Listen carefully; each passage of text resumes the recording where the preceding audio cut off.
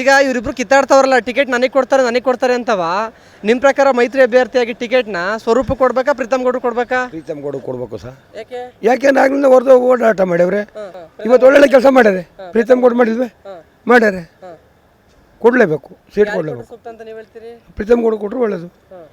ಈಗ ಜೆಡಿಎಸ್ ಹಾಲಿ ಶಾಸಕರು ಸ್ವರೂಪ್ ಪ್ರಕಾಶ್ ಅವರಲ್ಲ ಅವರೇ ಈಗ ಆಗಿರಲಿ.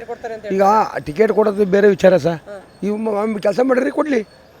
ಈಗ ಇಬ್ಬರಲ್ಲಿ ಯಾರು ಗೆಲ್ಬೋದು ಟಿಕೆಟ್ ಕೊಟ್ರೆ? ಪ್ರೀತಮ್ ಗೌಡ ಗೆಲ್ತಾರೆ. ಪ್ರೀತಮ್ ಗೌಡ್ರು ಗೆಲ್ತಾರೆ. ಕಾಂಗ್ರೆಸ್ ಏನಾಗುತ್ತೆ ಗೊತ್ತಿ ಸತ್ಯ ಸೋಲುತ್ತೆ. ಅದೇಂಗೆ ಹೇಳ್ತೀರಿ ಹಾಸನದಲ್ಲಿ ಸೋಲುತ್ತೆ ಅಂತ? ಹಾಸನದಲ್ಲಿ ಸೋಲುತ್ತೆ ಕೆಲಸ ಮಾಡಿಲ್ಲ ಕಾಂಗ್ರೆಸ್ ಎಲ್ಲಿ ಮಾಡ್ಯಾರ ಸರ್? ಕಮ್ಮಿ ಕೆಲಸ. ಬೇರೆ ಕಡೆ ಮಾಡಿರ್ಬೋದು, ಸಿದ್ದರಾಮಯ್ಯ ಸಹಾಯ ಮಾಡಿರ್ಬೋದು. ಈಗ ನೀವು ಹೇಳ್ತೀರಿ ಸರ್ಕಾರ ಚೆನ್ನಾಗೈತೆ ಅಂತ. ಸರ್ಕಾರ ಇದೆ ಸರ್, ಹಾಸನದಲ್ಲಿ ಅಭಿವೃದ್ಧಿ ಅಲ್ಲ ಸರ್, ಅಭಿವೃದ್ಧಿ ಬೇಕು. ಆಮೇಲೆ ಅಲ್ಲಿ ಸ್ಥಳೀಯರ ಇದು ನೋಡ್ಕೊತಾರೆ. ಈಗ ನಮ್ಮ ಪಂಚಾಯತಿಲಿ ಇರ್ತೀವಿ, ನಾವು ಪಂಚಾಯತ್ಲಿ ಏನು ಕೆಲಸ ಮಾಡ್ತೀವಿ ನೋಡ್ತೀವಿ. ನೆಕ್ಸ್ಟ್ ಚೇಂಜ್ ಏನು ಮಾಡೋಕ್ಕಾಗುತ್ತೆ? ಯಾರೇ ಟಿಕೆಟ್ ಕೊಡ್ಬೇಕು ಹಾಸನದಲ್ಲಿ? ಪ್ರೀತಮ್ ಗೌಡ ಕೊಟ್ಟರು ಒಳ್ಳೇದು.